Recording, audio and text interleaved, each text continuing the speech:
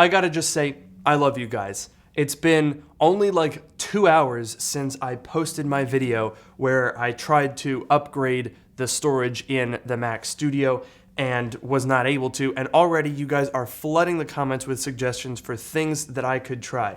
And I'm a man of the people, so I have 3 Mac Studios. I'm gonna put them at our disposal to get to the bottom of this once and for all.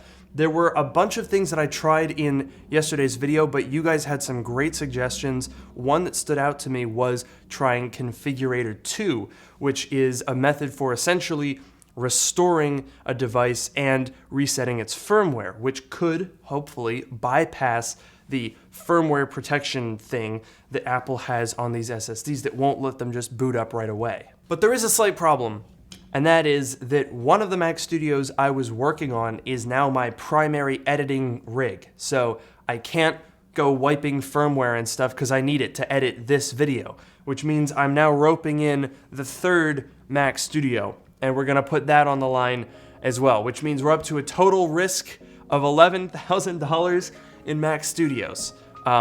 Yeah, so show this week's video sponsor some love. Let's get into it.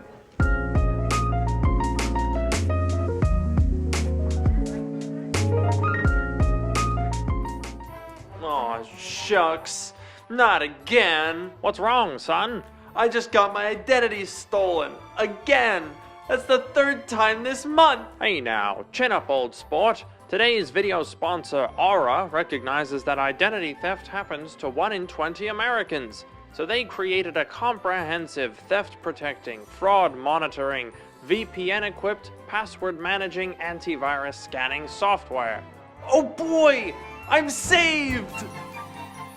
Identity theft or fraud can happen to anyone. Less than a year ago, my debit card was stolen and I had hundreds of dollars of charges. It was a whole mess that I had to deal with. Aura is constantly monitoring the dark web for your passwords, email, and social security number. Connect your credit cards, bank details, or email addresses and phone numbers, and Aura uses its advanced AI machine learning to monitor and inform you of unwanted activity fast. Right now, you can try Aura completely free for 2 weeks to see if you or your family's information has been compromised. So check out the link in the description below or visit aura.com/LukeMiani and you can get protected today.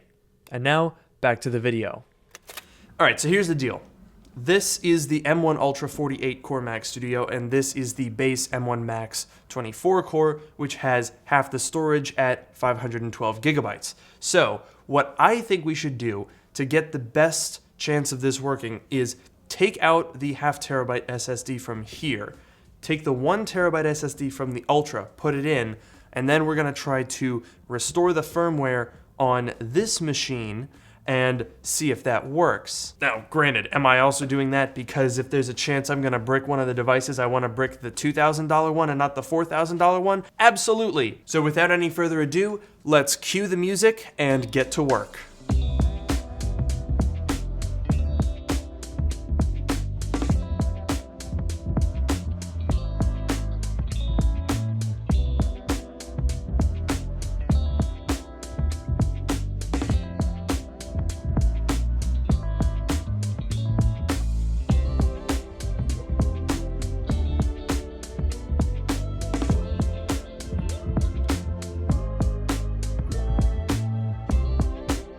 The SSD is installed on the other side. In both M1 Ultra machines, it was on the left port, but here it's on the right. All right, dude, this is so weird. So here is the M1 Ultra. Take a look at the controllers underneath that SSD slot. Now look over here, completely different. But on this, the M1 Max, that slot was empty. On the M1 Ultra, that slot was full.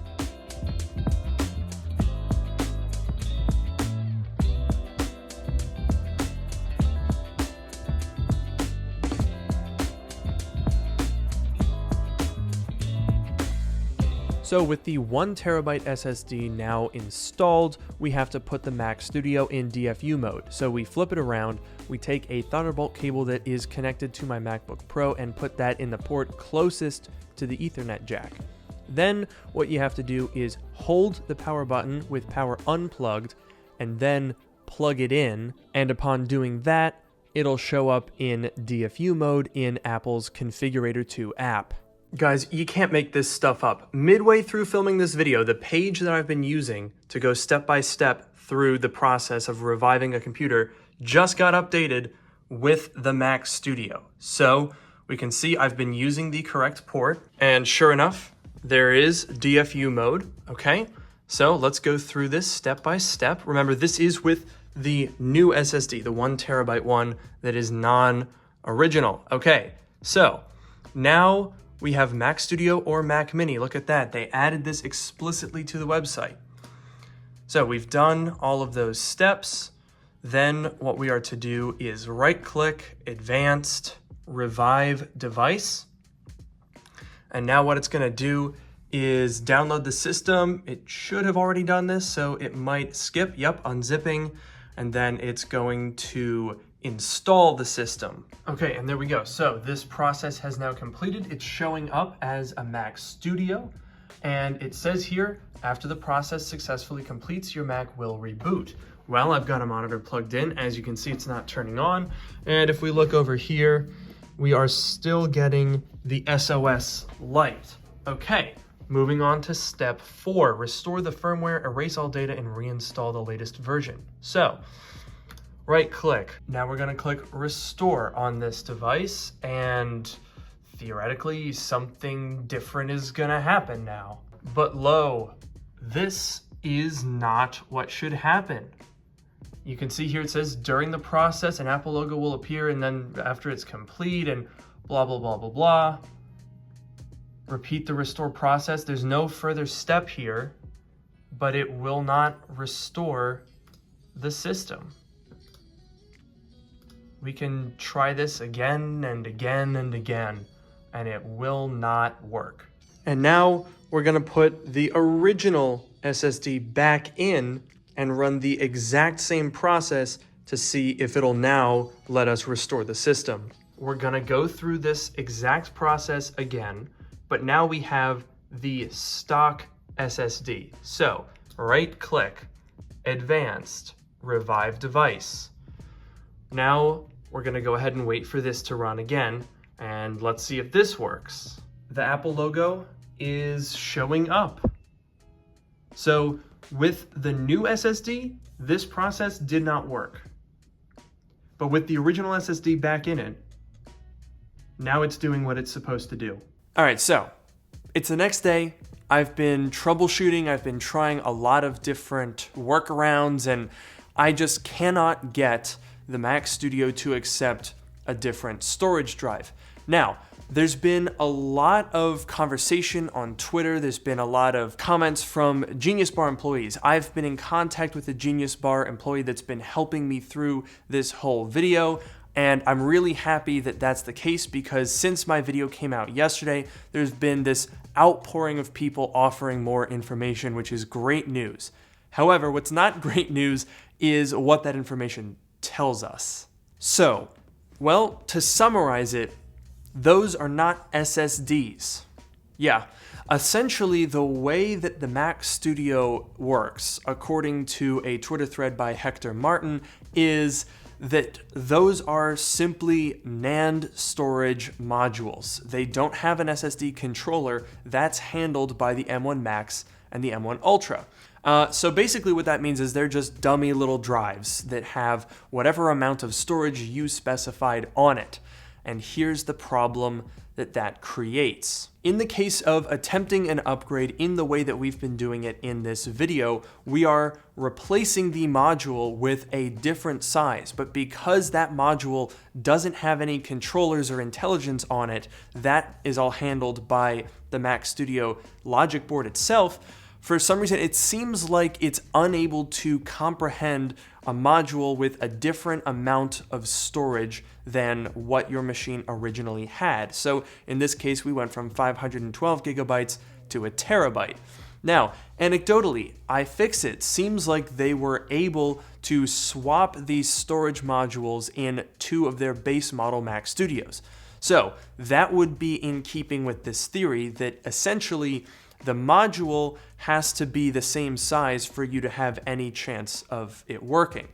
Now, I've also spoken to some Genius Bar employees who said essentially the storage modules are serialized kind of like a logic board. So there's this tool that Genius Bar techs use called System Configurator, which is what they use if you have a logic board replacement to imprint your serial number on a new replacement board.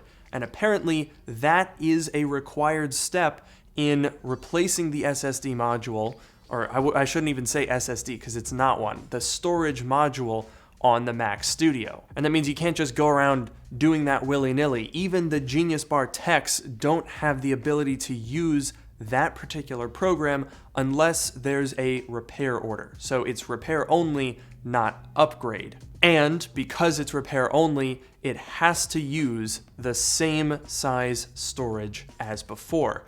So this paints, I think, a pretty clear picture. Now, there might be further information, but it seems like the Mac Studio is incapable of recognizing storage drives that are a different size, whether larger or smaller, or a different configuration in a different slot than whatever it was manufactured with.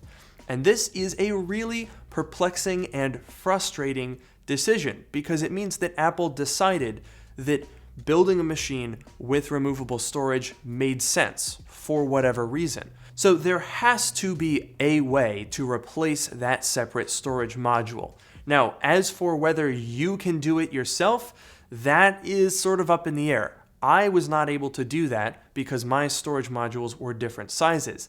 iFixit supposedly was able to do it with the same size, although to be honest, what's the point of that, right? It's good for repairability, theoretically, because it means that without the SSD, that Mac wouldn't be completely useless as long as you could find the right one. But in terms of upgradability, it seems impossible. And I understand that it's not surprising. I do want to clarify that none of this surprises me. I was fully expecting to have a teardown of the Mac Studio reveal soldered storage. In no way did I expect Apple to be like, hey, guess what? You can upgrade this thing. But what was surprising was seeing that you can physically remove the storage, and relatively easily. Once you get past that adhesive ring on the bottom, it takes maybe 3 or 4 minutes to get that storage out. And it's a real missed opportunity and almost a huge middle finger to the consumer to design a product in that way, but not really go to the effort of making it doable by the end user. So I'm glad that we have this dialogue and there are people out there that are finding info, testing it. Obviously, I have tested it on all 3 of my Mac Studios now and have not been able to perform a swap of the drives. And in fact, I actually found Configurator 2 to be quite buggy, so I wouldn't get the same error when doing the same procedure. Sometimes it would be different. And currently, as I'm filming right now, the M1 Ultra 48-core Mac Studio does not boot. I'm sure I'll hopefully be able to get it back eventually, but it will not complete the recovery mode, even with its own original SSD in it. So clearly, whatever route Apple has chosen here is not friendly to the consumer. That's not surprising.